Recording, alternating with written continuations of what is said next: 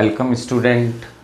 अपन capacitance पढ़ रहे थे जिसका ये लेक्चर नंबर 7 है, जिसके अंदर अपन कॉम्बिनेशन ऑफ कैपेसिटर्स पढ़ने वाले हैं।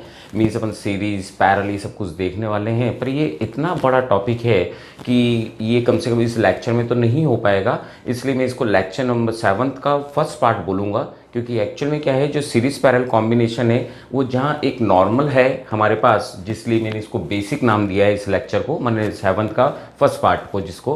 पर अपन देखेंगे कि आगे चलकर कि कुछ सीरीज पैरेलल के अलावा मिक्सिंग आएंगे हमारे पास, कुछ ऐसे कॉम्प्लिकेटेड सर्किट्स भी आएंगे जिनको हम नॉर्मल सीरीज पैरेलल से सॉल्व नहीं कर पाएंगे, जिसमें हमारे को कुछ और रूल्स लगाने पड़ेंगे, किरचॉफ लॉ लगाना पड़ेगा, मीन्स हमारे को, और साथ ही नोडल मेथड यूज़ करने पड़ेंगे। तो वो भी सब कुछ देखने वाले हैं अपन, और प्लेट्स के कॉम्बिनेशन कैसे होते हैं वो भी मैं नेक्स्ट चैप्टर में ले पाऊंगा, क्योंकि इसमें इसी में ही सब कुछ हो जाएगा 1 आवर के अंदर, कि हम बेसिक से समझ पाएंगे अपन लोग। ठीक, तो मैं स्टार्ट कर रहा हूँ, है ना बेटा, इस चैप्टर को, मीन्स 7th लेक्चर को। तो इसके अंदर सबसे पहले अपन जो देखने वाले हैं वो देखने वाले सीरीज कॉम्बिनेशन, और इंपॉर्टेंट बहुत ज़्यादा है बेटा, चाहे अपन स्कूल लेवल की बात करें चाहे कंपटीशन लेवल की बात करें। तो सबसे पहले सीरीज कॉम्बिनेशन ले रहा हूँ मैं, है ना। तो सीरीज कॉम्बिनेशन देख रहे हैं अपन। तो इसके अंदर मैं कुछ लिखूँ उससे पहले थोड़ा सा डायग्राम के थ्रू एक्सप्लेन करता हूँ कि मैं क्या करने वाला हूँ, क्या अपन एक्सप्लेन करने वाले हैं। तो लेट अगर अपन ने कंसिडर कर लिए कि मैंने ये 3 कैपेसिटर्स कंसिडर कर रहा हूँ, 1 2 एंड 3 इन दिस साइड, है ना, इधर कर लेता हूँ कंसिडर लाइक दिस। और यहाँ से it is both, that is called C1 C2 and C3, all are connected in series like this. जैसे अपन 10th क्लास के अंदर अपन रजिस्टेंस को कनेक्टेड करते थे, और इसको V वोल्ट बैटरी से कनेक्टेड कर दिया अपन लोगों ने। ठीक, तो होगा क्या वो जरा अपन देख लें।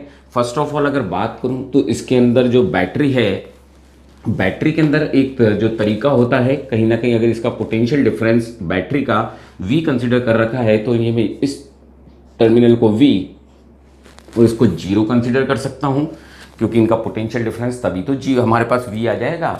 इट मीन्स कि यहाँ पर भी कहीं ना कहीं इसकी वोल्टेज कितनी हो गई V, और इसकी कितनी हो गई 0, क्योंकि यहाँ पर बीच में कोई भी एक्सटर्नल सोर्स नहीं लगा हुआ है। ठीक, अब इस बैटरी में से अगर Q चार्ज गए हैं तो इट मीन्स यहाँ पर Q चार्ज ने मूवमेंट किया होगा, और इसमें कितने स्टोर हो गए होंगे, प्लस Q स्टोर हो गए होंगे इस कैपेसिटर नंबर C1 के अंदर।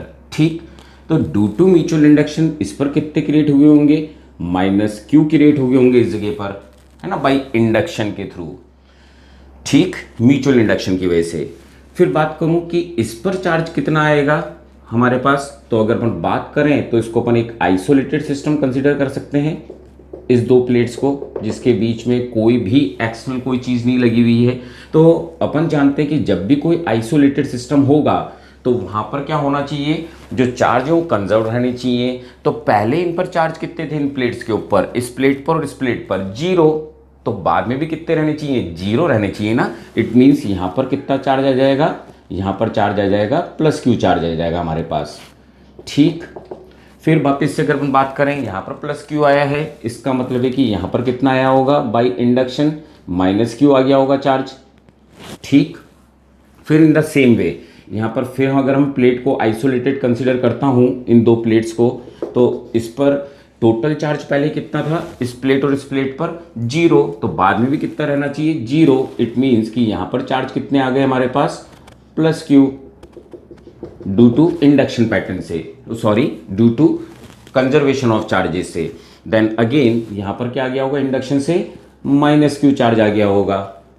ठीक, और यहाँ पर वैसे भी देखा जाए तो यहाँ पर कोई ब्रांच नहीं हो रही है, जैसे कि नदी है, अगर उसके अंदर वाटर के मॉलिक्यूल्स फ्लो कर रहे हैं और अगर वो स्ट्रेट जा रहा है और बीच में कोई ब्रांच ही नहीं है, तो इसका मतलब ये है कि वो वाटर के मॉलिक्यूल्स सेम बने रहेंगे, कोई कहीं पर डिस्ट्रीब्यूशन नहीं हो रहा। तो यहाँ पर Q चार्ज से यहाँ पर, और दूसरा एक बात जो अपन को रिमेंबर रहनी चाहिए कि कैपेसिटर में ऑलवेज चार्ज इनसाइड में लाई करते हैं, यानी ऑलवेज मीन्स इस तरह के सर्किट में, है ना। ठीक, तो अपन या इनसाइड वाले को ही कंसीडर करते हैं, तो इसमें +Q -Q +Q -Q +Q -Q। It means सब पर जो चार्ज थे वो कैसे बने हुए थे, सभी प्लेट्स पर सेम बने हुए थे चार्जेस। ठीक, तो वही बात अपन यहाँ पर लिखना चालू कर रहा हूँ कि late consider 3 capacitor, 3 capacitor of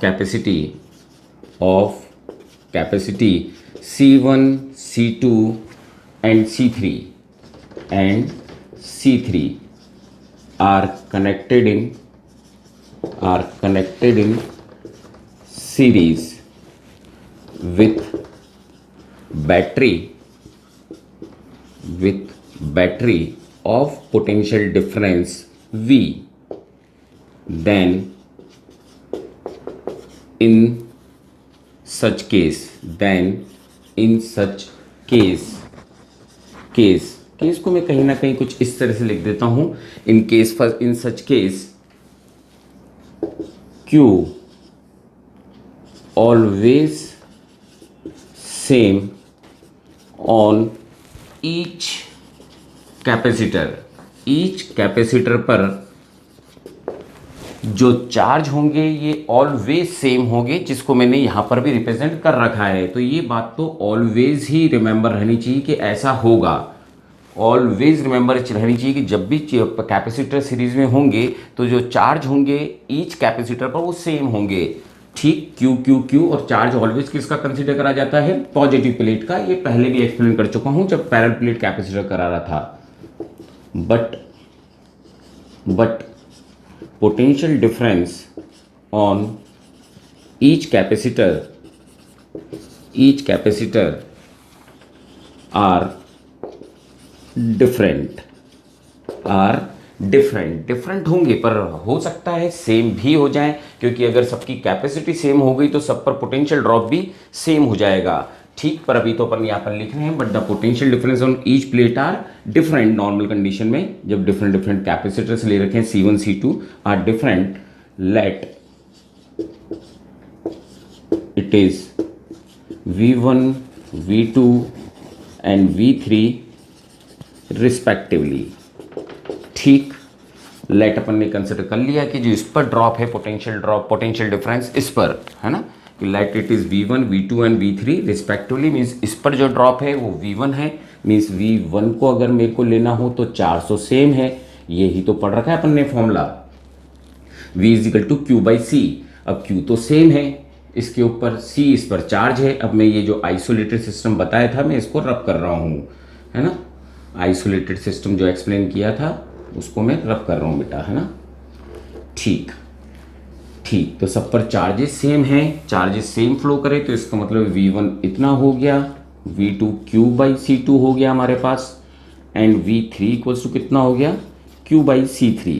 ये कहीं ना कहीं हमारे पास वैल्यूज निकल गई। मीन्स ये पोटेंशियल ड्रॉप आ गया। मीन्स इस पर पोटेंशियल डिफरेंस, टोटल पर पोटेंशियल डिफरेंस तो V और 0 था, V और 0, तो यही तो डिस्ट्रीब्यूटेड हुआ। सो अपन यूँ कह सकते हैं थर्ड पॉइंट के अंदर कि potential difference of battery is distributed on capacitor. और किस तरह से डिस्ट्रीब्यूटेड हुआ? V is equal to V1 plus V2 plus V3। Means अगर इनको अगर अपन कंबाइन कर लेंगे, है ना, इस पर जो ड्रॉप आया है, इस पर जो ड्रॉप आया है, मीन्स इसका जो पोटेंशियल डिफरेंस कंसीडर करा वो कितना कंसीडर करा? V1। इस पर कितना कंसीडर करा? V2। चार सब पर सेम है, इस पर V2 और इस पर V3। तो जो इनका सम होगा, जो ड्रॉप हुआ मीन्स इस पोटेंशियल डिफरेंस का, वो V1 V2 V3 means in सबका सम कर दूं तो V के बराबर ही होगा। ये बात तो कल अगर जो भी मैंने बात लिखी है उसमें जो अपने लिए मस्ट है वो ये है कि Q always same on each capacitor. जो चार्ज यहाँ से फ्लो होना चालू हुआ था वो ही इस पर डिस्ट्रीब्यूटेड हो गया। ठीक, और ये इन पर पोटेंशियल ड्रॉप आया हमारे पास, है ना। मीन्स ये पोटेंशियल डिफरेंस हुआ हमारे पास ईच कैपेसिटर पर। नोट डाउन करें जिससे मैं आगे की बात समझा पाऊँ बेटा। ठीक, तो इट मीन्स अपन ने अभी तक देखा कि इनके ऊपर जो कैपेसिटर्स आए हैं, पोटेंशियल ड्रॉप जो हुआ है, पोटेंशियल ड्रॉप पर थोड़ी सी और बात कर रहा हूँ फोर्थ पॉइंट पर। फिर इक्विवेलेंट कैपेसिटेंस भी निकाल लेंगे अपन लोग, सीरीज कॉम्बिनेशन ही देख रहे हैं अपन लोग। तो मैं फोर्थ पॉइंट कंसिडर कर रहा हूँ। फोर्थ पॉइंट, सिंस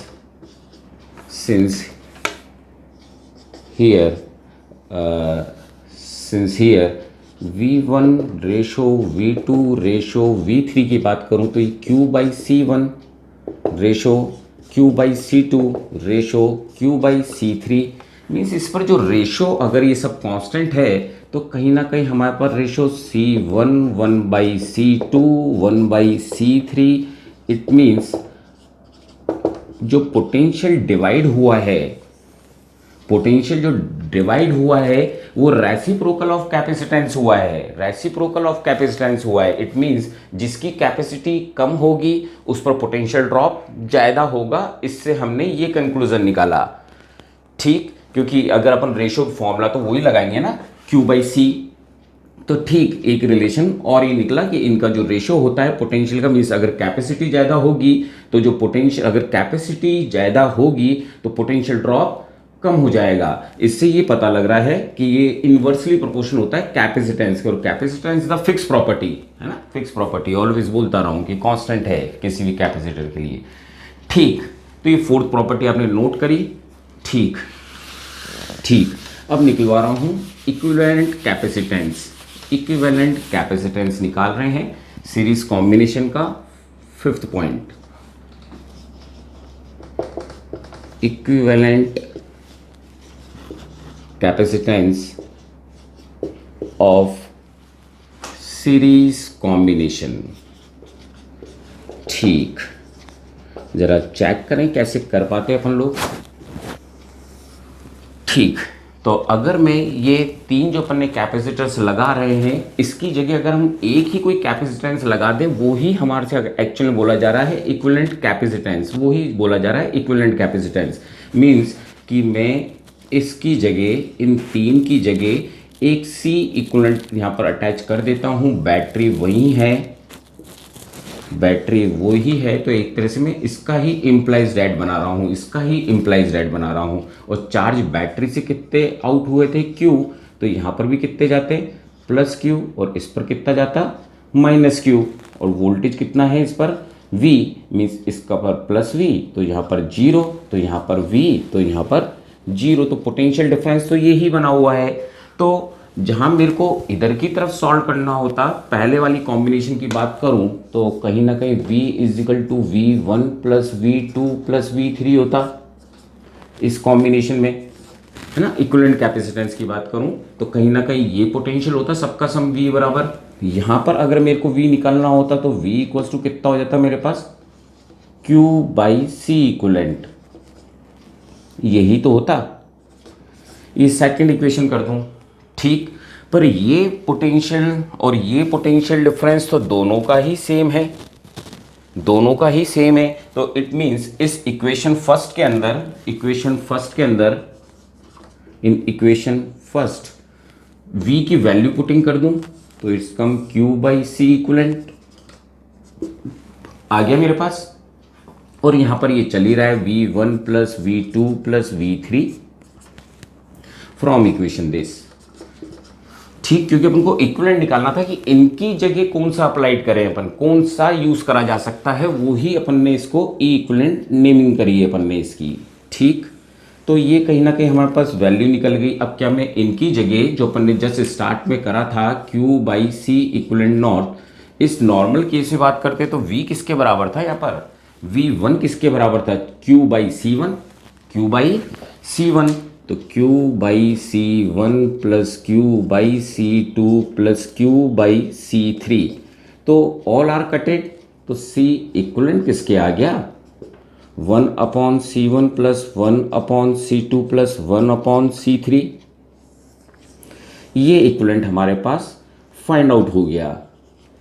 अब आपको ये कुछ देखा देखा सा दिख रहा है 10th क्लास की तरह। 10th में आपको पता है ना, पैरेलल कॉम्बिनेशन में ऐसा करा था अपन ने, 1/R इक्विवेलेंट आता था 1/R1 + 1/R2 + 1/R3। ऐसा ये सीरीज कॉम्बिनेशन में हो रहा है, सीरीज कॉम्बिनेशन में। और अभी अपन जब पैरेलल पढ़ेंगे तो जस्ट वो सीरीज जो पैरेलल पढ़ेंगे तो सीरीज का हो जाएगा, C1 + C2 + C3 हो जाएगा। तो इट मीन्स हमारे पास इक्विवेलेंट ये निकला, जिसको हम ये बोल सकते थे कि the reciprocal of equivalent, the reciprocal of equivalent of capacitance is equals to the sum of reciprocal of capacitance of each individual के रेसिप्रोकल के सम के इक्वल है। ये बात अपनी यहाँ पर कहीं ना कहीं ड्राइव करी। मीन्स हमने जो अलग लिए थे उसका इक्वलेंट हमने एक बनाया। इस पर पोटेंशियल ड्रॉप, जो चीज़ डिफरेंट होती है उसके लिए सॉल्व करते हैं। तो यहाँ पर जो चीज़ डिफरेंट थी वो क्या थे, हमारे पास पोटेंशियल डिफरेंसेस, सब पर अलग अलग ड्रॉप थे, सब पर अलग अलग ड्रॉप थे। ठीक, तो कहीं ना कहीं इसको नोट करें, फिर अपन इसके अंदर जो ज़्यादा काम आता है वो स्पेशल केस काम में लेंगे। ठीक, आई होप नोट कर लिया होगा, रब कर रहा हूँ बेटा। ठीक, अब कुछ स्पेशल केस ले रहे हैं। एक्चुअल में मोस्ट प्रॉब्ली जो अपने क्वेश्चंस होते हैं, अप्रोक्सीमेटली 90% क्वेश्चन जो हमारे होते हैं वो 2 कैपेसिटर सीरीज में दिए जाते हैं। तो स्पेशल केस के कुछ शॉर्ट ट्रिक्स अपन जल्दी जल्दी याद कर लें जिससे अपन इजी सॉल्व कर पाएँ क्वेश्चन के अंदर। तो ठीक, तो मैं स्पेशल केस ले रहा हूँ। Special case for 2 capacitor in series. ठीक, इट मीन्स मैं कहना क्या चाहता हूं कि सिर्फ अपन अब 2 ही कैपेसिटर के बारे में डिटेल दे रहा हूं। तो ये 2 कैपेसिटर हैं जिनको अपन ने एक बैटरी से कनेक्टेड कर दिया है, एक बैटरी से कनेक्टेड कर रखा है बेटा अपन लोगों ने। ठीक, इसकी कैपेसिटी C1, इसकी capacity C2, battery V potential, means इसका पोटेंशियल V, इसका 0, तो इसका मतलब यहाँ पर V पोटेंशियल और यहाँ पर 0, माने ओवरऑल पोटेंशियल डिफरेंस V है हमारे पास। ठीक, चार्ज फ्लो होने चालू हुए Q फ्लो होने चालू हुए, तो यहाँ पर चार्ज कितना आ गया हमारे पास, +Q, और फिर इंडक्शन की वजह से यहाँ पर कितना आ गया, -Q। फिर हमारे को पता है कि 2 प्लेट्स के बीच में कोई भी एक्सटर्नल सोर्स नहीं लगा हुआ है, कोई रेजिस्टेंस, इंडक्टर, कुछ भी, तो इसका मतलब है आइसोलेटेड सिस्टम है। पहले इनिशियल चार्ज 0 थे, तो अब चार्ज आइसोलेटेड वापस 0 करने के लिए इन 2 प्लेट्स के बीच में टोटल सम कितना हो जाएगा, 0 म्यूचुअल इंडक्शन से फिर -Q हो जाएगा। मीन्स सब पर ही जो चार्जेस हैं वो Q ही मूव कर रहे हैं। ठीक, तो अभी अपन इक्विवेलेंट अगर यहाँ पर निकालना होता C इक्विवेलेंट का, तो अपन क्या कर देते, 1/C1 + 1/C2। ठीक, पर इसी को ही अपन को इसका एलसीएम वेलसीएम लेते तो कहीं ना कहीं जल्दी न्यूमेरिकल करने के लिए हमारे को ये बात पता होनी चाहिए, C1 C2/C1 + C2। इससे हम थोड़ा फास्टली सॉल्व कर पाते हैं क्वेश्चन को। ठीक, इसी अब क्योंकि इसी बेस पे बहुत सारी चीज़ें रहती हैं, तो यहीं पर अगर मैं वापस बात करूं तो charge is same on both पे चार्ज कैसे रहेंगे, सेम। जो भी इससे पहले भी एक्सप्लेन करा, वैसे ही यहाँ पे कोई ब्रांचिंग नहीं हो रही, तो सब पर सेम रहने थे। पर क्यों रहने थे वो अभी समझाया, इंडक्शन की वजह से, आइसोलेटेड सिस्टम की वजह से इसको वापस +Q, फिर म्यूचुअल इंडक्शन की वजह से -Q करा मैंने। तो चार्जेस सेम हैं, तो कहीं ना कहीं हम ऐसे लिख सकते थे, C1V1 लिख सकता था इसको ऐसे, और इसी को लिख सकते, मीन्स एक बार ऐसे लिख देता हूँ, एक बार ऐसे लिख देता हूँ। ठीक, पर इन दोनों से मैं ये भी तो बोल सकता हूँ C1V1 = C2V2 लिख सकता हूँ ना ऐसा। और जब चार्जेस सेम है तो कहीं ना कहीं V1/V2 का रेशो कैसा आ गया हमारे पास, C2/C1, मीन्स वो ही तो आया इनवर्सली प्रोपोर्शन, ये दोनों ही Q के बराबर हैं, इसलिए मैंने इन दोनों को बराबर करा, और इससे यही तो रिलेशन निकला कि V जो है Q/C, मीन्स यहाँ पर V किसके प्रोपोर्शन हो रहा है, 1/C के, क्योंकि Q is constant for both the capacitor. इस वजह से कुछ ये रिलेशन हमारे पास आ गया, वो ही रिलेशन आया है जो मैंने अभी रेशियो में बताया था। इसको लेने के पीछे कुछ कारण था कि चाहे तो अब वैसे ही अपन सॉल्व करेंगे, कुछ न्यूमेरिकल्स भी करने वाला हूं, पर एक दूसरा पैटर्न भी होता है जिसको अपन यूज कर लें कि अपन जब रेशो में कोई चीज़ होती है और अपन से कोई पोटेंशियल पूछे, तो हमारे पास एक मेथड और होता है कि अपन क्या करें, जिसका जो रेशो दे रखा है, जैसे इसका रेशो दे रखा है C2, तो C2 को ऊपर रख दें और इनका जो सम है C1 + C2 कर दें और उसको मल्टीप्लाइड कर दें टोटल पोटेंशियल से, क्योंकि डिवाइड तो हमारे को पोटेंशियल ही करना है ना। क्योंकि अगर यहाँ पर अगर मैं बात करूँ, कहीं ना कहीं लिखना चाहूँ कि ये क्या लिखा है मैंने, तो एक्चुअल में यहाँ पर जो टोटल पोटेंशियल डिफरेंस था, टोटल पोटेंशियल डिफरेंस वो तो V था, यहाँ पर इधर ही लिख देता हूँ V पोटेंशियल डिफरेंस कितना था हमारे पास, V is equal to V1 plus V2, और हमारे को फाइंड आउट करने के लिए बोल रहा है V1। तो अपन को टोटल पोटेंशियल गिवन है, टोटल पोटेंशियल डिफरेंस पता है, इन दोनों पर कितना आ रहा है V, है ना, V माइनस जीरो V आ रहा है। तो उसको अपन ने इसका जो रेशो था वो ऊपर रखा, सम ऑफ रेशो नीचे लिखा, जैसे अपन शेयरिंग के क्वेश्चन करते थे 8th 9th में, तो कहीं ना कहीं अपन ये यूज़ कर सकते थे। और वैसे ही अगर V2 निकालना होता तो C1 मीन्स इसका जो रेशो होता वो ऊपर, और सम ऑफ रेशो नीचे कर देते, और इनटू किससे कर देते अपन लोग, V से, मीन्स टोटल पोटेंशियल डिफरेंस से। तो ये एक और पैटर्न होता है, कई बार अपन को कुछ जब न्यूमेरिकल्स देख रहे होते हैं सॉल्यूशन में, तो कई बार उन्होंने डायरेक्ट ये चीज़ लिखी होती है। तो अगर धीरे धीरे जब आपका कमांड होगा तो आपको ये भी कई चीज़ें ईजी लगने लग जाएगी जल्दी सॉल्व करने के लिए। तो प्लीज़ नोट डाउन करें। मैं यूँ नहीं कह रहा कि आप रिमेंबर रखें, रिमेंबर में केवल इतना इनफ है कि चार्जेस सेम होते हैं और पोटेंशियल अलग अलग होता है, पर चार्ज तो ऑलवेज ही सेम होते हैं, इसलिए टिक कर रखा है बेटा इसको, है ना। तो कहीं ना कहीं ये बात अपन ने निकाली कि यूनिवर्सली प्रोपोर्शन होता है, और उसके बाद फिर अपन ने ये दो चीज़ें और निकाली बेटा, थर्ड फोर्थ, मीन्स टोटल जो पोटेंशियल डिफरेंस था अगर वो हमारे को पता है तो किस पर कितना कितना ड्रॉप होगा उसको हम इजीली टू स्पेशल केसेस में निकाल सकते हैं बेटा अपन लोग, है ना। ये दिख रहा है ना पूरा, ठीक ठीक बेटा, नोट डाउन कर लिया। तो ये था स्पेशल केस। ठीक, एक नोट में और चीज़ लिखाना चाहूँगा, उसके बाद फिर अपन पैरेलल कॉम्बिनेशन देख रहे हैं। तो ये कहीं ना कहीं 2 का केस स्पेशल रहता है, इसलिए मैंने इसको कंसीडर में लिया बेटा। ठीक ठीक, अब कभी कभार क्या होता है, हमारे बहुत सारे जो होते हैं वो सेम लगे हुए होते हैं, सेम कैपेसिटेंस लगे हों, तो वो कैसे लेंगे अपन लोग, वो भी इजी करने के लिए ही बताए जा रहे हैं, नहीं तो जो भी अपन ने पहले पढ़ा वो इनफ था पढ़ने की बात करें। पर जल्दी क्वेश्चन करने के लिए सपोज करो nth कैपेसिटर्स लगे हुए थे, कितने कैपेसिटर्स लगे हुए थे, nth capacitor each of C capacity के थे, ईच सी कैपेसिटी के थे, मीन्स अगर सीरीज में 1 2 3 4 डॉट डॉट डॉट ऐसे लगे हुए थे हमारे nth कैपेसिटर, और सबकी कैपेसिटी थी सी सी सी सी, सब ऐसे लगे हुए थे। ठीक, और अपन को निकालना था इक्विवेलेंट कैपेसिटेंस। तो इक्विवेलेंट कैपेसिटेंस का फॉर्मूला क्या पढ़ रखा है अपन ने, इक्विवेलेंट कैपेसिटेंस की बात करें तो कहीं ना कहीं हमने 1/C1 plus 1/C2 plus 1/C3 यही तो पढ़ रखा है। तो यहाँ पर कैसे लिखते हैं, 1/C plus 1/C plus 1/C, पर ये कितने टाइम्स लिखते हैं अपन, n टाइम्स लिखते ना। तो अगर एक ही चीज़ अगर 2 बार आ रही होती तो हम 2 टाइम्स बोलते ना 1/C को, तो क्या मैं इसको n टाइम्स 1/C नहीं बोल सकता, एक ही टर्म बार बार में रिपीट हो रही है।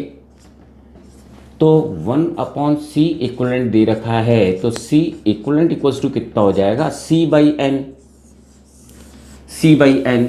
तो कहीं ना कहीं ये भी हमारे लिए बहुत फायदे का रहा कि कई बार 2 कैपेसिटर्स दे रखे थे, मान लो हमारे को दे रखे थे 10 माइक्रोफैरेड के, 2 दे रखे थे, सीरीज में कितना होगा, दोनों सेम थे, तो 10 में 2 का डिवाइड कर देते, क्योंकि एन नंबरिंग ही तो बता रहा है, तो डायरेक्ट हमारे पास 5 माइक्रोफैरेड आ जाता ना, चाहे हम सॉल्व करें फॉर्मूला लगाकर या डायरेक्ट याद रख लें कि सेम सेम होगा, तो हम इसका यूज़ कर लेंगे। और जैसे प्रैक्टिस करते जाएंगे ये सब चीज़ बहुत इजी लगने लग जाएगी, क्योंकि यही रिपीटेशन हमारे रेजिस्टेंस करंट इलेक्ट्रिसिटी में भी होने वाला है बेटा। ठीक बेटा, तो इसको भी नोट डाउन करें, उसके बाद आगे देख रहे हैं बेटा अपन लोग। ठीक, तो अपन अब देखने वाले हैं पैरेलल कॉम्बिनेशन बेटा, है ना। तो ये मैंने आपको बेसिक समझाए, और अभी शायद अपन बेसिक ही न्यूमेरिकल्स कर पाएँ इस टॉपिक के अंदर, पर वो भी ज़रूरी है। फिर नेक्स्ट में तो अपन प्लेट्स को भी कॉम्बिनेशन में देखेंगे, कैसे लगाया, क्या फ़ायदा हुआ प्लेट्स जब यूज़ करना चालू करी, है ना। ठीक, तो नेक्स्ट समझा रहा हूँ पैरेलल कॉम्बिनेशन, पैरेलल कॉम्बिनेशन। ठीक, पहले 3 ही कंसीडर कर रहा हूँ और उन्हीं को अटैच करके समझाने की कोशिश कर रहा हूँ। तो ठीक, सपोज करें कि हमारे पास 3 कैपेसिटर्स हैं, है ना। थोड़ा इधर ले लूँ लैंग्वेज, चलो लैंग्वेज थोड़ी, ये 3 कैपेसिटर्स ले रहा हूँ,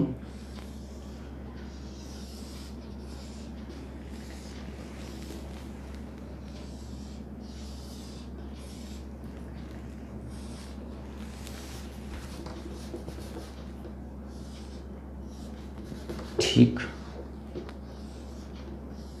और इनको अपन ने बैटरी से कनेक्टेड कर दिया, एक्सटर्नल बैटरी से कनेक्टेड कर दिया मैंने इन सबको,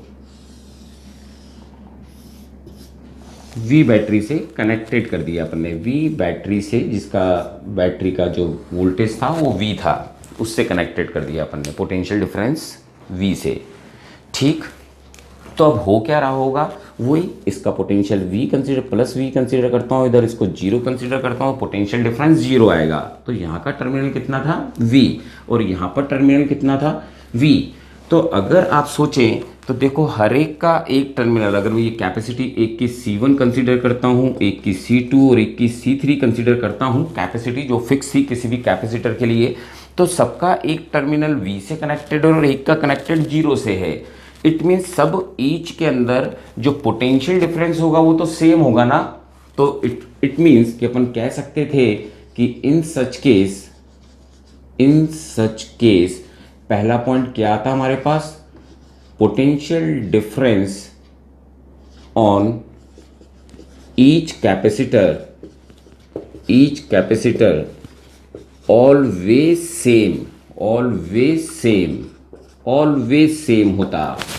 तो ये बात तो अपन को रिमेंबर रखनी ही रखनी है जब पैरेलल होगा। और यहाँ पर भी समझा दिया, देखो सबका टर्मिनल एक V से कनेक्टेड है तो एक जीरो से कनेक्टेड है, मीन सबका पोटेंशियल डिफरेंस जो है वो सेम है। सेकंड बात करें अपन लोग तो charges on each capacitor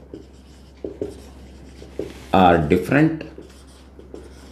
different क्यों हुआ वो भी समझा रहा हूं। लेट चार्ज डिफरेंट हो जाएंगे, चार्ज क्या हो जाएंगे, डिफरेंट हो जाएंगे। Charge on each plate are different, let it is Q1 Q2 and Q3 respectively. ठीक, अब हो क्यों रहे हैं वो भी समझा रहा हूं अभी। ठीक, अब आप खुद देखें, यहाँ से एक बैटरी से चार्ज निकले Q जा रहे हैं यहाँ पर जाते ही ब्रांचिंग हो गई। ठीक, ब्रांचिंग जैसे कि कोई रिवर फ्लो कर रही थी और उसके अंदर अगर रिवर के मॉलिक्यूल्स में ऐसे रिवर की ब्रांचिंग हो जाएगी तो सब में वाटर के मॉलिक्यूल्स अलग अलग जाएंगे ना, जैसे वहाँ की कैपेसिटी होगी फिलिंग करने की, या ट्यूब जैसी लगी हुई होगी। तो यहाँ पर इनकी कैपेसिटी सबकी अलग अलग है स्टोर करने की, तो सब अपने जिसको जितनी ज़रूरत है उस हिसाब से यहाँ से करंट लेना चालू कर देंगे, माने चार्ज लेना चालू कर देंगे। मीन्स Q1 ले लिया, इसने Q2 ले लिया और इसने Q3 ले लिया। तो मीन्स चार्जेस सब पर डिफरेंट हो गए। तो डिस्ट्रीब्यूशन किसका हुआ, चार्जेस का। तो एक तरह से मैं बोल सकता था कि charges are distributed, charges distributed हो जाएंगे इसके अंदर। अब किस तरह से होंगे वो अपन थोड़ी सी देर में देखने वाले हैं। तो सबसे पहले तो जो ये Q चार्ज जा रहा था ये ही एक्चुअल में 3 ब्रांचेस में ब्रेक हो गया हमारे पास। पर ये सारे जो चार्जेस यहाँ पर आए वो वापस से यहाँ पर कंबाइंड होकर फ्री क्यू हो जाएंगे, है ना। जैसे रिवर में पानी गया, कोई भी सिंक नहीं था, तो वो यहाँ से होते हुए वापस से Q चार्ज एमिट हुए थे, Q चार्ज ही वापस आ गए। Law of conservation of charges भी बोल सकते हैं। तो टोटल चार्जेस डिस्ट्रीब्यूशन के बाद रीडिस्ट्रीब्यूशन कुछ इस तरह से हुआ। ठीक, अब बात करें कि किस पर कितना चार्ज गया होगा, तो अगर मैं इसको लिखना चाहूँ तो कुछ हद तक ऐसा बोल सकता हूँ कि जो Q होगा हमारे पास वो कितना होगा, Q इजिकल टू CV होता है। पर V तो सब पर सेम है, तो ये Q is equal to C1 first वाले का अगर मैं बोलता हूँ, वैसे Q सेकंड के लिए बोलता हूँ तो C2V, थर्ड वाले के लिए बोलता हूँ तो C3V। यही तो हुए सारे के सारे मेरे पास। ठीक, इनसे पता क्या लग रहा है, सभी चीज़ अगर सेम है इसके अंदर, तो मीन्स चार्जेस जो है, मीन्स ये Q1 है, ये Q2 है और ये Q3 है। पोटेंशियल सबका जो पोटेंशियल है वो सबका सेम है और चार्जेस सबका डिफरेंट है। पर अगर मैं इनका कुछ रेशो लेने की कोशिश करता हूँ Q1 Q2 Q3, तो क्या नज़र आ रहा है यहाँ पर, C1V ratio C2V ratio C3V। V से V अगर मैं कैंसिल करता हूँ इस वाले रेशो के अंदर इक्वल्स टू करके, तो ये कहीं ना कहीं C1 C2 C3 यही तो आया। मीन्स इस बार चार्जेस डिस्ट्रीब्यूटेड कैसे हो रहे थे, कैपेसिटी, जिसकी कैपेसिटी ज़्यादा उसके अंदर चार्ज भी ज़्यादा क्या कर लिए, उसने बैटरी से ज़्यादा खींच लिए। तो इसका मतलब था कि इस बार जो चार्जेस डिस्ट्रीब्यूटेड हुए थे is directly proportion to capacity. जो पोटेंशियल डिफरेंस था सीरीज के अंदर, उसके अंदर रेसिप्रोकल हो रहा था पोटेंशियल का जो डिवीजन था, क्योंकि यहाँ पर डिस्ट्रीब्यूशन किसका हो रहा है, क्योंकि जो पोटेंशियल डिफरेंस है वो तो सब पर सेम है। पोटेंशियल डिफरेंस तो इसका v, तो यहाँ पर भी v, और यहाँ पर जीरो, क्योंकि जीरो है तो जीरो ही जा रहा है इस जगह पर। इसका v, इसका जीरो, इसका v, तो यहाँ पर भी कोई कनेक्शन बीच में नहीं है, तो ये भी v और ये यहाँ पर जीरो है ना, कनेक्शन सब जगह पर।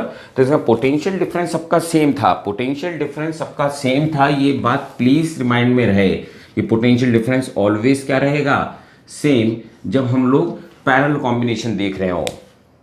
ठीक, और एक बात रिमाइंड रह जाए तो बेटर रहेगा कि इसके अंदर जो चार्जेस डिस्ट्रीब्यूटेड होते हैं वो कैपेसिटी की तरह होते हैं। कई बार जस्ट यही नेट लेवल पे पूछ लिया जाता है कि चार्जेस कैसे डिस्ट्रीब्यूटेड होंगे, वहाँ पर जो पोटेंशियल डिस्ट्रीब्यूटेड हुए थे 1/C1 plus 1/C2 plus 1/C3 के अकॉर्डिंग हुए थे रेसिप्रोकल के अंदर। यहाँ पर जिसकी कैपेसिटी ज़्यादा, चार्ज स्टोरिंग कैपेसिटी भी ज़्यादा। समझ रहे होंगे कि क्या करा है मैंने इसके अंदर। ठीक, आई थिंक समझे होंगे। रब कर दूं, अब मैं इसके अंदर इक्विवेलेंट कैपेसिटेंस बता रहा हूँ। और अगर यहाँ पर चार्जेस की बात करूँ तो यहाँ पर अगर Q आया था तो इसका मतलब Q1 आया था, तो इस पर Q1 आया था तो यहाँ पर इंडक्शन से कितना हो गया होगा, -Q1। इस पर Q2 आया होगा तो ये कितना हो गया होगा, +Q2, और यहाँ पर कितना हो गया होगा, -Q2 due to induction process. इस पर चार्ज अपन न्यूमेरिकल करते समय किसका काम में लेंगे, हमेशा पॉजिटिव का। आगे के चैप्टर्स में भी आगे के जो लेक्चर्स हैं उसमें भी यही बोलता रहूँगा। तो इसका मतलब है चार्जेस डिफरेंट थे पर पोटेंशियल डिफरेंस सबका कैसा था, v था सबका। ठीक ठीक बेटा, नोट डाउन करें, आगे कर रहा हूँ बेटा इसको। ठीक, तो ये था अपना पैरेलल कॉम्बिनेशन। अब पैरेलल कॉम्बिनेशन में अपन लोग समझ रहे हैं इक्विवेलेंट कैपेसिटेंस निकाल रहे हैं अपन, है ना, इक्विवेलेंट कैपेसिटेंस। तो इसको भी रब करता हूँ, छोटा डायग्राम बनाकर उसका इक्विवेलेंट करके एक्सप्लेन करता हूँ बेटा। ठीक ठीक, तो अपन निकाल रहे हैं पैरेलल कॉम्बिनेशन के अंदर इक्विवेलेंट कैपेसिटेंस, इक्विवेलेंट कैपेसिटेंस। ठीक, तो अपन लोगों ने अभी देखा क्या था कि 3 कैपेसिटर्स गिवन है अपन को लाइक दिस, जो पैरेलल में कंबाइन कर दिए गए। ठीक, एक C1, एक C2, एक C3, they are connected with a battery with V। तो इस पर पोटेंशियल V, इस पे 0, क्योंकि अगर मैं इसको +V, इसको 0 कंसीडर करता हूँ तो कहीं ना कहीं ये आ जाता है। चार्ज यहाँ से अगर Q गए थे तो यहाँ पर ब्रांचिंग हो रही थी, तो इस पर late V consider Q1 move करा, इस पर Q2 मूव करा और इस पर Q3 मूव करा, जो इस पर चले गए। ठीक, वेरिएबल क्या था हमारे पास, इस वाले केस की बात करें तो कहीं ना कहीं हमारे पास जो कैपेसिटी थी, मैंने जो टोटल चार्ज डिस्ट्रीब्यूशन हुआ था Q का, वो Q1 plus Q2 plus Q3 हुआ था हमारे पास। ठीक, अब हम इसका इक्विवेलेंट चाहते हैं, मीन्स इसकी जगह एक ही लगाना पड़ जाए तो क्या होगा इसका सॉल्यूशन। तो कहीं ना कहीं इसका इक्विवेलेंट की बात करूं तो सिर्फ मैं एक ही कैपेसिटेंस लगा दूं जो तीनों की जगह वैसा ही वर्क करे जैसे ये वर्क कर रहे हैं। तो वो किसके बराबर होगा, वो ही अपन सॉल्व आउट कर रहे हैं। तो पोटेंशियल की बैटरी तो वही है हमारे पास, वही V, इधर 0, और चार्ज कितने जा रहे हैं Q, वो इन सब में डिस्ट्रीब्यूटेड हुए, पर यहाँ पर तो Q ही गया, यहाँ पर तो Q ही गया जब मैं एक ही ले रहा हूँ। तो अगर मेरे को यहाँ पर इसकी Q निकालना होता तो Q इक्वल्स टू किसके आता, Q इज इक्वल टू होता है CV। तो C इक्विवेलेंट और पोटेंशियल डिफरेंस कितना है इस अक्रॉस में, V - 0 मीन्स V, ये सेकेंड इक्वेशन हो जाती। ठीक, अब मैं अगर ये वैल्यू यहाँ पर रख दूँ इक्वेशन नंबर 1 में, फ्रॉम इक्वेशन 1 में अगर मैं इस टर्म को वहाँ पर रखता हूँ तो कहीं ना कहीं C equivalent V is equal to Q1 Q2 Q3 ये आता अपने पास। पर क्या मैं इस Q1 की जगह इस Q1 की जगह पोटेंशियल डिफरेंस तो इस पर भी कितना है, वही V, वही जीरो में इस पोटेंशियल डिफरेंस तो V है हमारे पास, तो Q की जगह क्या लिख सकता था, C1V, इसकी जगह C2V, C2 ये, और पोटेंशियल डिफरेंस कितना है जीरो, की फॉर्मूला कौन सा यूज़ कर रहे हैं अपन लोग, Q इजिकल टू CV, है ना, जहाँ से चैप्टर स्टार्ट हुआ था, और इस जगह पर C3V। तो आपको दिख रहा है सब जगह ही VV क्या हो जाएंगे, कैंसल्ड हो जाएंगे हमारे पास। तो जब ये कैंसल्ड हो जाएंगे तो कहीं ना कहीं हमारे पास C इक्वलेंट कितना आ जाएगा, C1 plus C2 plus C3। ठीक, ये रिलेशन वैसा ही निकला जैसा ये तो निकला पैरेलल के लिए, पर जब टैंक में आप लोग रेजिस्टेंस पढ़ रहे थे तो R1 plus R2 plus R3 किसके लिए था, सीरीज के लिए। तो इसका मतलब जो हमारे पास लास्ट इक्विवेलेंट निकले कैपेसिटेंस के लिए, वो रेजिस्टेंस के जस्ट रेसिप्रोकल थे। जो वहाँ पर सीरीज के लिए था वो यहाँ पर पैरेलल के लिए ड्राइव हुआ, और जो वहाँ पर पैरेलल के लिए था वो वहाँ पर सीरीज के लिए कंबाइंड हुआ। तो ये था इसका पैरेलल का कॉम्बिनेशन का फॉर्मूला, जो अपन रिमेंबर रखें और नोट डाउन करें बेटा इसको। ठीक, आगे कंटिन्यू कर रहा हूँ फिर बेटा मैं। ठीक ठीक बेटा, है ना। तो अब अपना वैसे ही जैसे वहाँ पर दो के लिए केस लिए थे, तो पैरेलल कॉम्बिनेशन के लिए मैं यहाँ पर भी 2 केसेस काम में ले रहा हूँ। ठीक, क्योंकि वही अपने 2 वाले काम में आते हैं, तो स्पेशल केस ले रहा हूँ पैरेलल के लिए। Special case of 2 capacitor in parallel.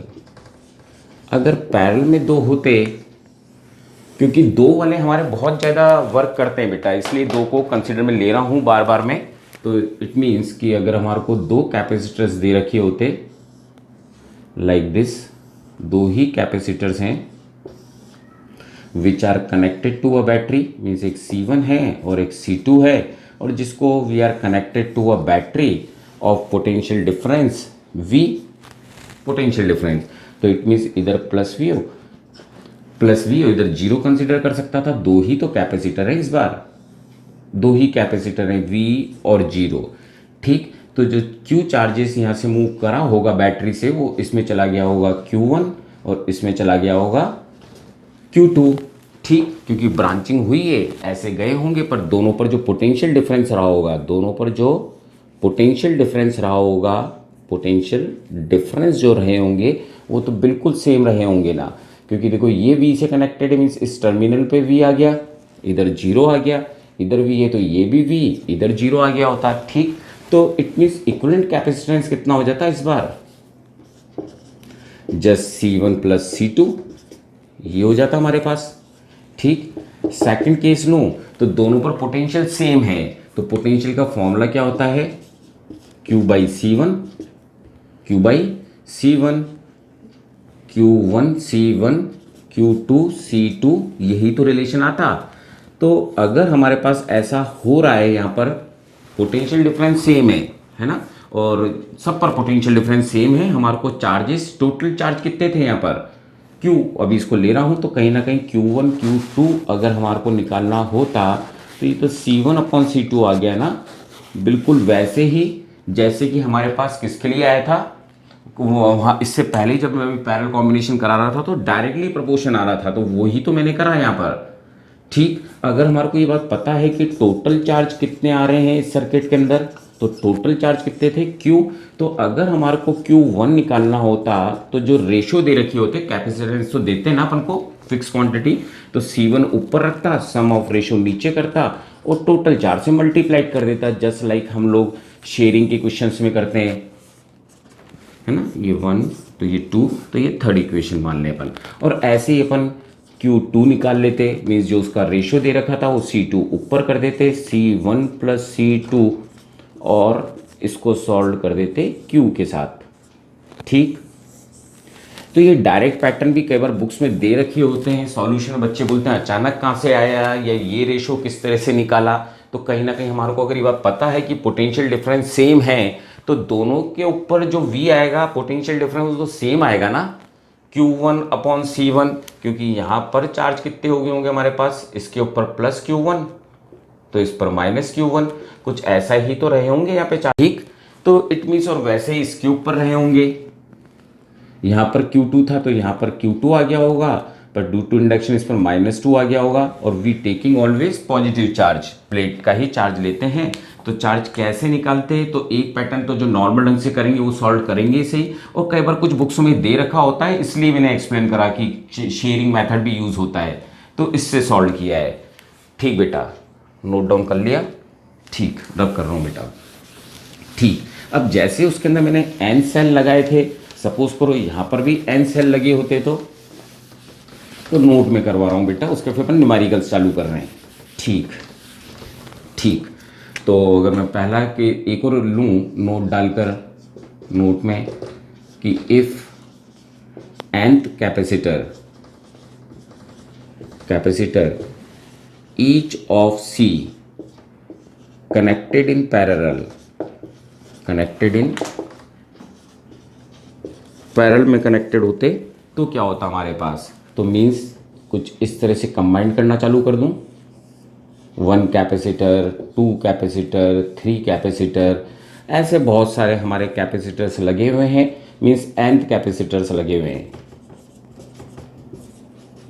और सबका कनेक्शन अपन ने एक बैटरी से कर रखा है, ठीक। और सबकी कैपेसिटी C ऐसे ही n तक लगे हुए हैं हमारे पास सेल।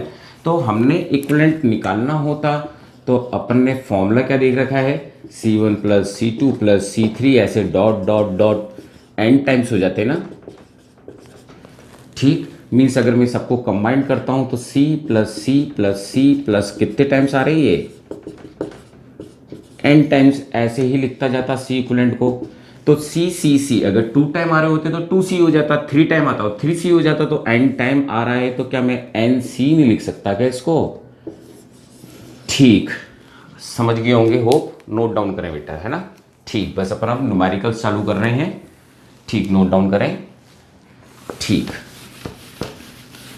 तो पैरेलल में अपन ने देखा कि सबका सम होता है, बस अब क्वेश्चंस चालू कर रहे हैं। तो सबसे पहले मैं सीरीज कॉम्बिनेशन का ही क्वेश्चन उठा रहा हूँ, ठीक। तो पहला क्वेश्चन देख रहे हैं अपन लोग, in a given diagram find, क्या क्या फाइंड करने को बोला अपन से, C इक्विवेलेंट फाइंड आउट करें, charge on each plate find out करें, third potential difference on each plate, each capacitor means each capacitor, ठीक। थर्ड ईच कैपेसिटर, थर्ड बोला गया अपन से potential on each capacitor, and last बोला गया energy stored in 4 microfarad capacitor, ठीक। Question चालू कर रहे हैं। सर्किट डायग्राम कुछ अपन को ऐसे दे रखा है कि 2 कैपेसिटर्स दे रखे हैं, एक दे रखा है 4 माइक्रोफैरेड का जिसको मैं C1 कंसीडर कर लेता हूं, है ना, एक 4 माइक्रोफैरेड का दे रखा है, 2 माइक्रोफैरेड का दे रखा है, both are connected in series में कनेक्टेड थे, ठीक। और जो बैटरी की वोल्टेज दे रखी थी वो मान लो 6 वोल्ट दे रखी थी अपन को, ठीक। अब क्वेश्चन को करना चालू कर रहे हैं। सबसे पहले क्वेश्चन के अंदर बात करें तो हमारे से बोला इक्विवेलेंट निकाल दें, तो इक्विवेलेंट निकालने के लिए अपन क्या लगा सकते थे, 1/C1 प्लस 1/C2 ये लगा सकता था, या इसको थोड़ा सा और बोलूँ तो इसको अपन ऐसे ही लिख सकते थे ना डायरेक्ट, यही तो बोला था मैंने, इसलिए वो स्पेशल केस पढ़ाया था, ठीक। तो कितनी वैल्यू आ गई, एक 4 एक 12 एंड 4 प्लस 12 16 हो गए। मीन्स इसको सॉल्व करता हूँ यहाँ पर, तो ऊपर 4 इंटू 12/16, 4 की 2 में 16, 16 की 3 में 3 माइक्रोफैरेड। इसका मतलब है कि इनका जो इक्विवेलेंट था वो कहीं ना कहीं हमारे पास 3 माइक्रोफैरेड था, ठीक। अब क्योंकि अपन अभी पढ़कर हटे हैं कि चार्ज सब पर कैसे रहने वाले हैं, सेम रहने वाले हैं, तो सेकंड क्वेश्चन की बात करूं तो charge on each each plate same ही रहने, ईच कैपेसिटर सेम ही रहने वाले हैं, क्योंकि बात हमारे को पता है। तो इसका मतलब चाहे मैं Q1 बोलूँ चाहे मैं Q2 बोलूँ, वो तो सबका सेम ही है। तो इसका मतलब अगर मैं टोटल ही निकाल दूँ तो भी तो मेरे पास वही आ गया। तो इसका मैं चार्ज ऑन ईच प्लेट निकालता, उससे पहले मैंने इक्विवेलेंट चार्ज निकाल लिए। क्या निकाल लिए? क्योंकि मेरे को आगे भी क्वेश्चन कराने हैं, इसलिए मैं पहले इक्विवेलेंट चार्ज निकाल लेता हूँ, क्योंकि मैंने इक्विवेलेंट क्या निकाल रखा है? कैपेसिटेंस। तो अगर मेरे को इक्विवेलेंट चार्ज निकालना होता तो Q is equal to C V होता है, तो क्यू वी ले लिया होता। तो Q इक्विवेलेंट कितना है हमारे पास? 3। ठीक। और पोटेंशियल कितना दे रखा है? पोटेंशियल डिफरेंस बैटरी का 6। और वैसे भी तो इस पर यही ड्रॉप है इन दोनों पर। यहाँ पर अगर मैं 6 कंसिडर करता हूँ, इसको 0 कंसिडर करता हूँ, तो ये 6 वोल्ट हो गया और ये 0 वोल्ट हो गया यहाँ पर। ठीक। तो इसका मतलब है यहाँ पर मैं 6 वोल्ट का पोटेंशियल डिफरेंस लिखता। समझ रहे हैं क्या? क्योंकि जब मैं इक्विवेलेंट कर चुका हूँ, इसका मतलब है कहीं ना कहीं ये दोनों का कॉम्बिनेशन निकाल चुका हूँ ना, कंबाइन कर चुका हूँ ना, कंबाइंड फॉर्म में ले रहे हैं। तो ये आ जाता 18 माइक्रोकूलम। तो ये तो यहाँ पर फ्लो हुआ, पर क्योंकि हम पढ़ चुके थे जो बैटरी से निकलता है वो ही इन पर डिस्ट्रीब्यूटेड होता है ना, इनके ऊपर जब सिंगल ही सर्किट दे रखा हो।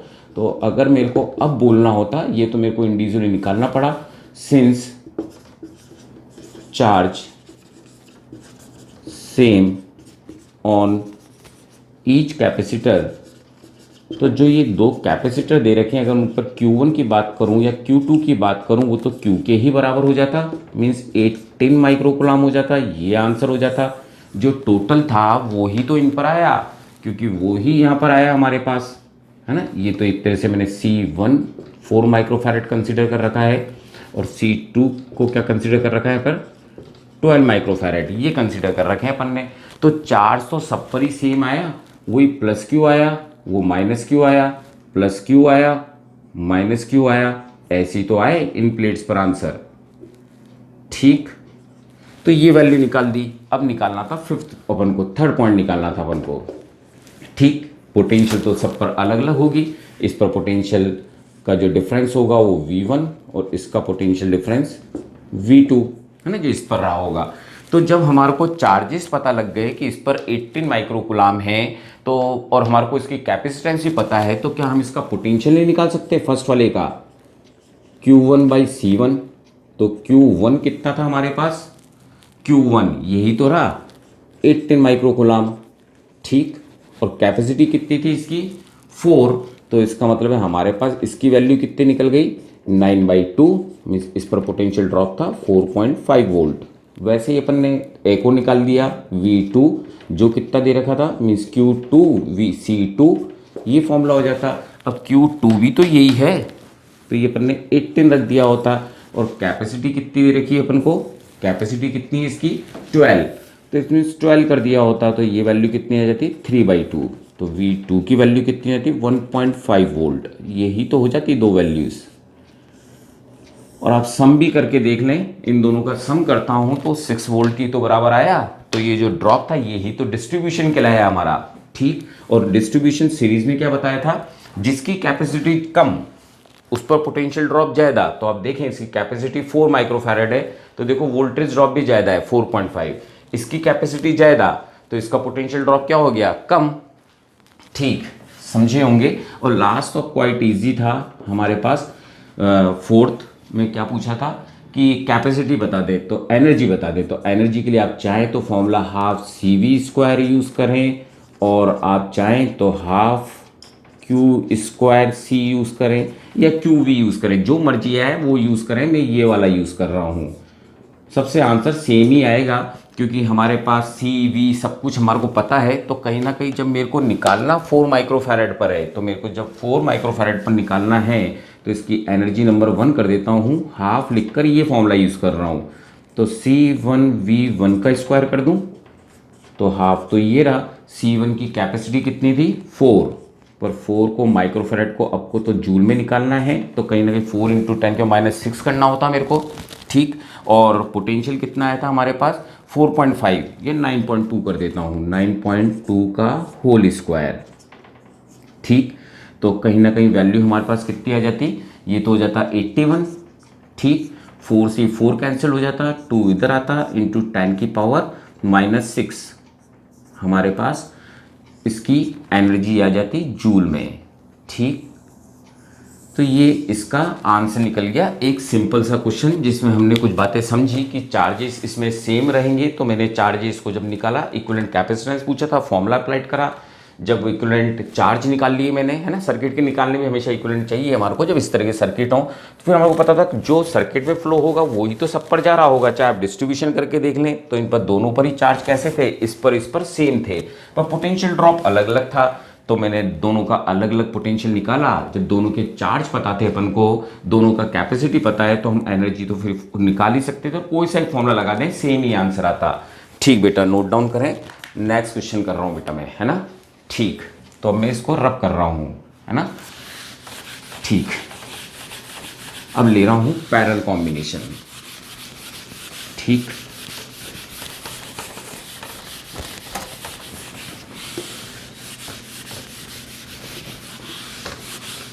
ठीक, अब मैं पैरेलल कॉम्बिनेशन में अटैच कर रहा हूं, तो चीज़ें सब कुछ यही पूछ रहा हूं, जो भी है यही पूछ रहा हूं आप लोगों से।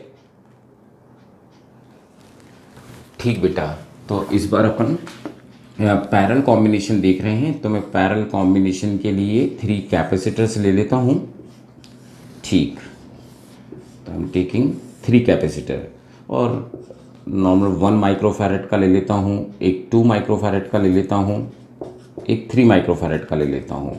And all are connected to a battery of 6 volt. जैसे पहले मैं 6 वोल्ट ली, मैंने बैटरी 6 वोल्ट से कनेक्टेड कर दिया। ठीक, इस बार एनर्जी स्टोर्ड पूछी 1 माइक्रोफैरेड पर, है ना। वो इक्विवेलेंट कैपेसिटर, वो सब चीज़ अपन से पूछी। तो अगर मैं कहीं ना कहीं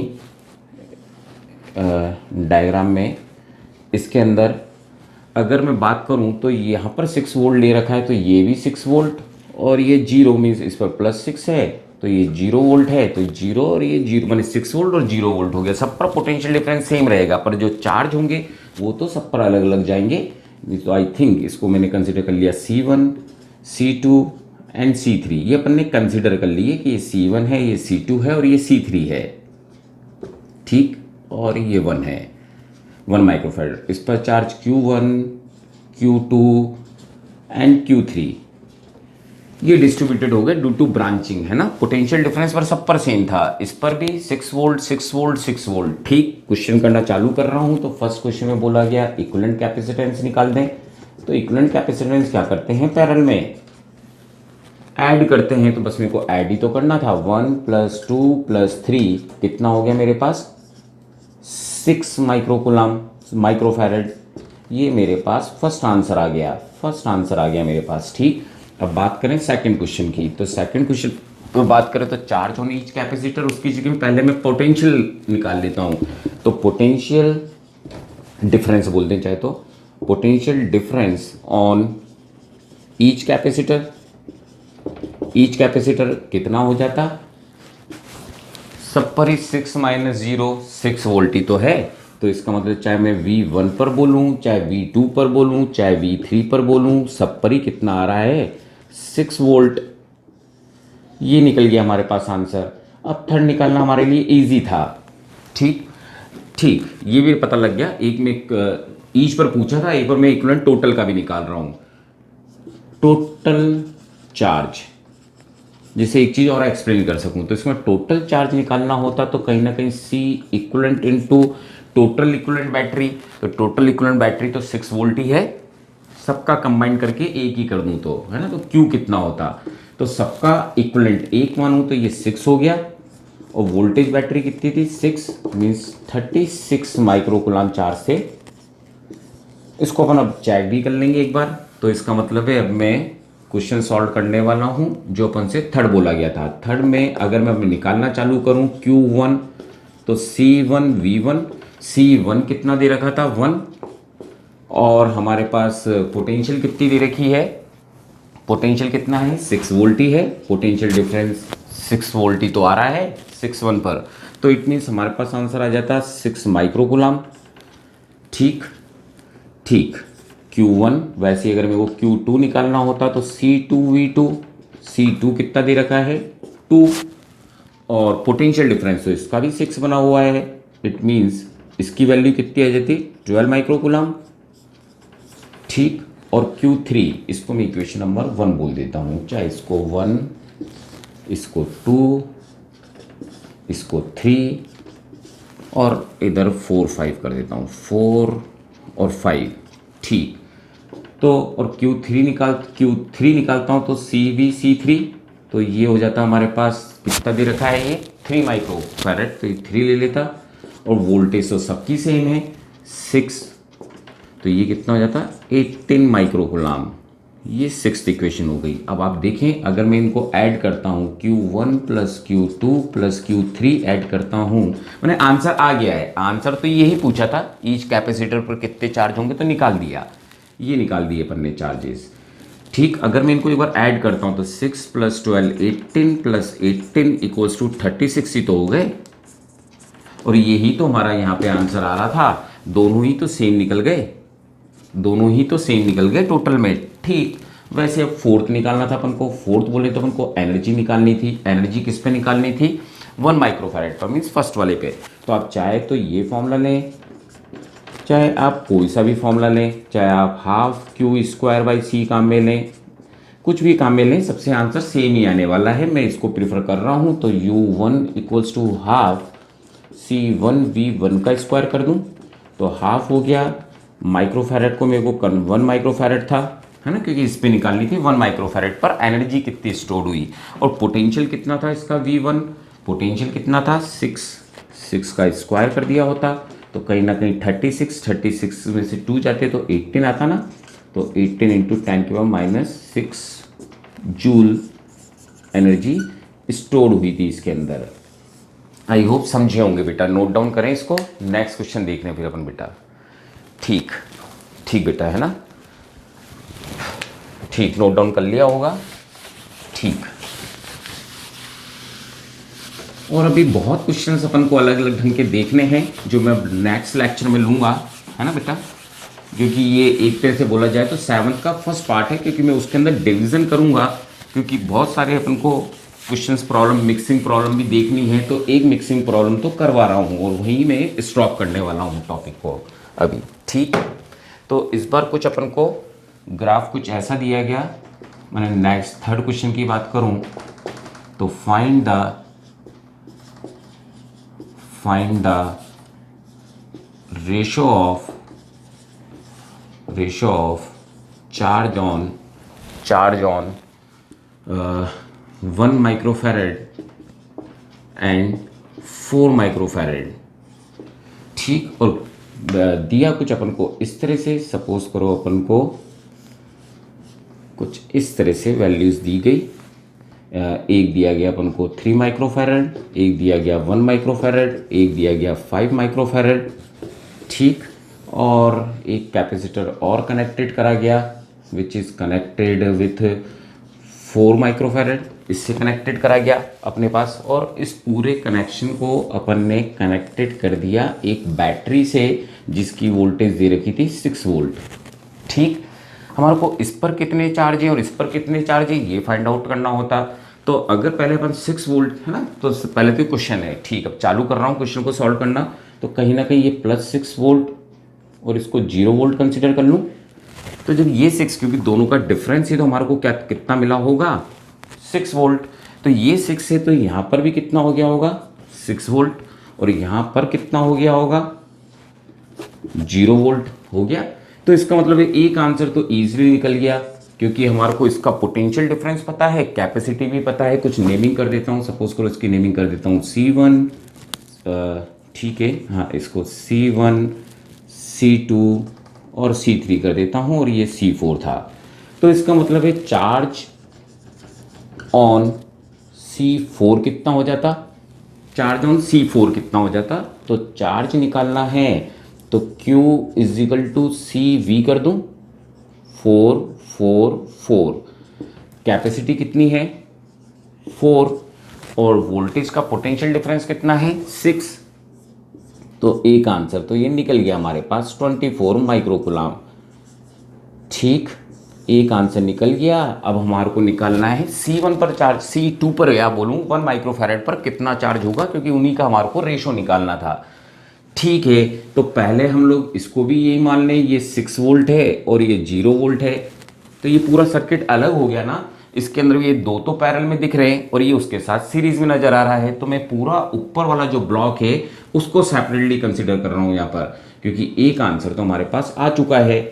ठीक, तो अगर मैं यहाँ पर सिर्फ यही ब्लॉक कंसिडर में लेता हूँ अब,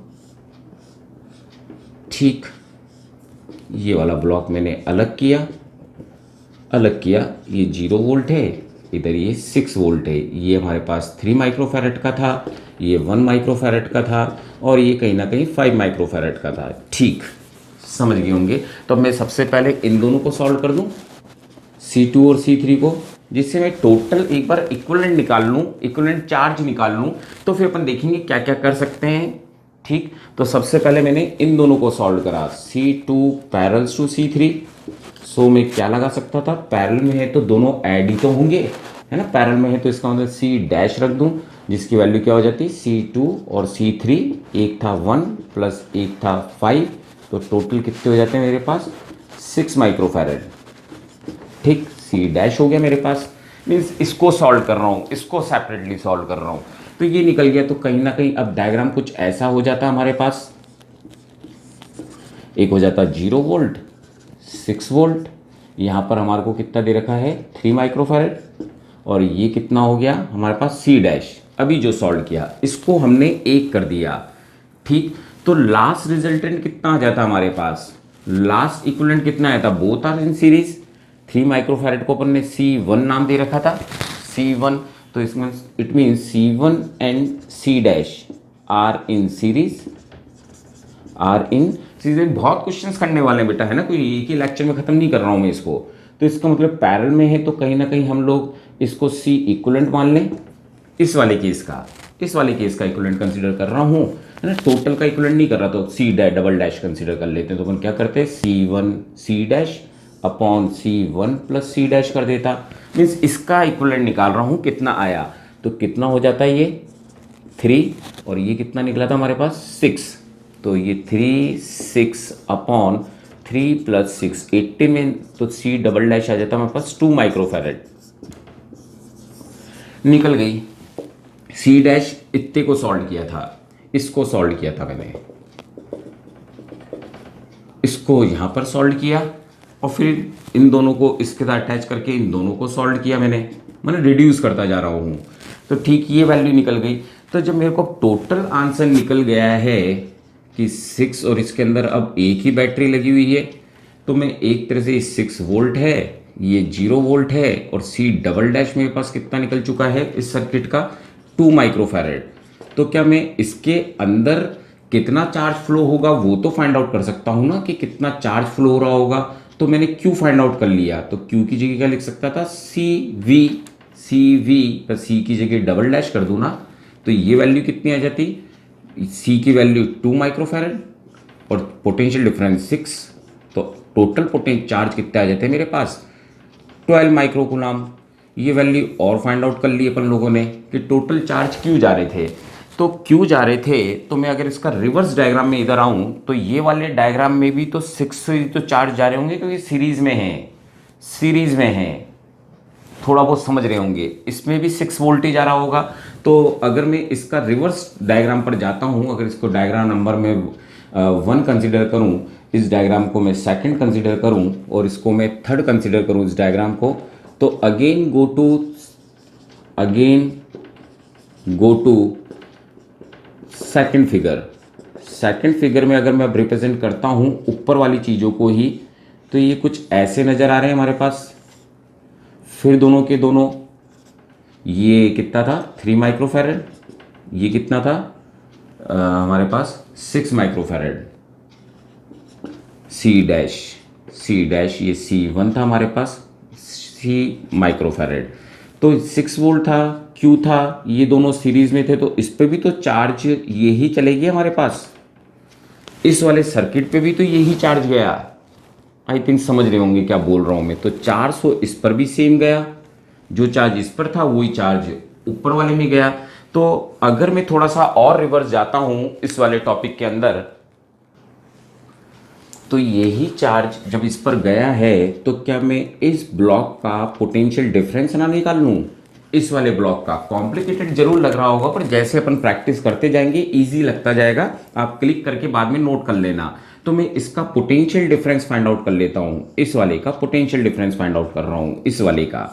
ठीक, क्योंकि मेरे को इस वाले का चार्ज चाहिए, तो मैं इस सी डैश पर मैंने रिवर्स गया हूं, मैं again go to second figure, इस वाले पर रिवर्स गया हूं वापिस से, क्योंकि चार्ज जो क्यू इसमें एंटर करा होगा वो ही तो ये पूरे पर था, तो इस वाली लाइन में तो क्यू ही बना हुआ है ना चार्ज, तो कहीं ना कहीं मैंने डेल वी निकाल लिया होता, तो Q बाई सी डैश यही तो कर दिया होता है इसकी कैपेसिटी का। तो Q हमारे को कितना निकाल रखा है 12 माइक्रोकूलम, और कैपेसिटी कितनी है 6, तो पोटेंशियल की वोल्टेज कितनी आ गई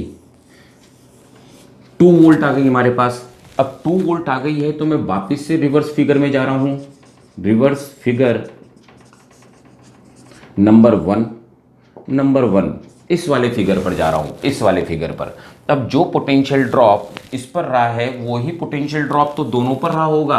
मींस अगर मैं अब और थोड़ा सा जाता हूं, जिसको मैं उधर सॉल्व कर दूंगा क्योंकि उधर डायग्राम की अब जरूरत नहीं है, तो कहीं ना कहीं ये जो पोटेंशियल डिफरेंस मैंने निकाला है इस ब्लॉक का, वो ही तो इन दोनों पर सेम ड्रॉप हुआ होगा। ठीक, मींस इन दोनों पर जो पोटेंशियल ड्रॉप रहा होगा वो तो डेल वी रहा होगा, इस पर भी डेल वी और इस पर भी डेल वी, because both are in parallel. किसमें है दोनों के दोनों, C2 और C3 तो पैरेलल में हैं, तो जो इस पर पोटेंशियल डिफरेंस आया है वही तो इसके अंदर, जो ये तो इक्विवेलेंट हो गया, तो इन दोनों पे भी तो वही रहा होगा, C2 और C3 पर पोटेंशियल डिफरेंस दोनों पर सेम रहा होगा। तो मेरे को किसका वाला चाहिए, 1 माइक्रोफैरड वाला ही तो चाहिए, C2 वाला ही तो चाहिए। 1 माइक्रोफैरड वाले का पोटेंशियल डिफरेंस पता लग गया हमारे को, 2 वोल्ट आया है। तो इट मीन्स अब क्वेश्चन को ईजिली सॉल्व किया जा सकता था। यहाँ तक का अब आप लोग चेक कर चुके हैं, तो मैं थोड़ा सा यही सॉल्व कर देता हूँ इसको। तो इसका मतलब था मेरे को अगर अब चार्ज निकालना था, है ना, चार्ज इस पे निकालना था, 1 वाला मीन्स जिसको हमने C2 नाम दे रखा था, तो इसका अगर मेरे को चार्ज निकालना होता तो Q इजिकल टू क्या होता है हमारे पास CV, तो C2 और डेल V कर देता, और C2 की वैल्यू कितनी है 1, इसको थोड़ा ऊपर कर देता हूँ। पोटेंशियल डिफरेंस थोड़ा सा बाद में आप एक बार और समझ लेना, लैंग्वेज को वापस सुन लेना मैंने क्या बोला है। जो इस पर ड्रॉप हुआ होगा इस वाले पर, जो किसी का इक्विवेलेंट था इन दोनों का, तो उन पर भी तो पोटेंशियल डिफरेंस वो ही रहेगा जो इस पे निकाला 6 पर, उसको 6 को ही तो अपन ने तोड़ा, आगे बढ़े थे अपन, तो 6 ये रहा और ये निकला था 2, तो इसका मतलब है इस पर चार्ज कितने थे 2 माइक्रोकूलम। Q2 इक्वल्स टू, एक बार चेक कर लूँ ये दिख रहा है नहीं दिख रहा, ठीक, 2 माइक्रोकूलम हमारे पास आंसर आ गया। बस अब यही तो रेशो निकालना था हमारे को, उसका आया था 24, इसका आया है 2, यही हमारा आंसर था। इसको नोट डाउन करें, ठीक ठीक बेटा, है ना।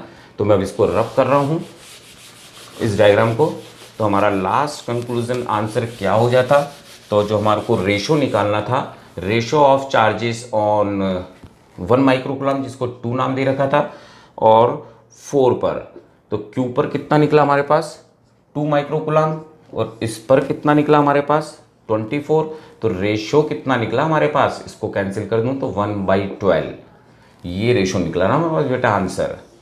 ठीक, तो कहीं ना कहीं जो भी मैंने पैटर्न समझाया है अभी अपन आगे भी और करने वाले हैं बेटा, कोई ऐसा नहीं कि एक से ही समझ में आ जाएगा। अभी बहुत सारे कॉम्बिनेशन इन्फिनाइट सीरीज के क्वेश्चंस देखने वाले हैं, प्लेट्स के क्वेश्चंस देखने वाले हैं, और इसके भी जो भी एक्स्ट्रा क्वेश्चंस हैं वो भी करवाने वाला हूँ। तो ऐसा नहीं कि इससे ही सॉल्व हो रहे हैं, इसलिए मैंने इसको कई चैप्टर्स में डिवाइड बने। इस लेक्चर नंबर 7 है, पर इसके भी पार्ट करूँगा 1 पार्ट, तो ये मेरा 7th लेक्चर का पार्ट नंबर 1 है, जिसमें मैंने सिर्फ बेसिक कंसेप्ट समझाया है आपको, है ना बेटा। गुड डे बेटा, है ना, गुड डे गुड डे।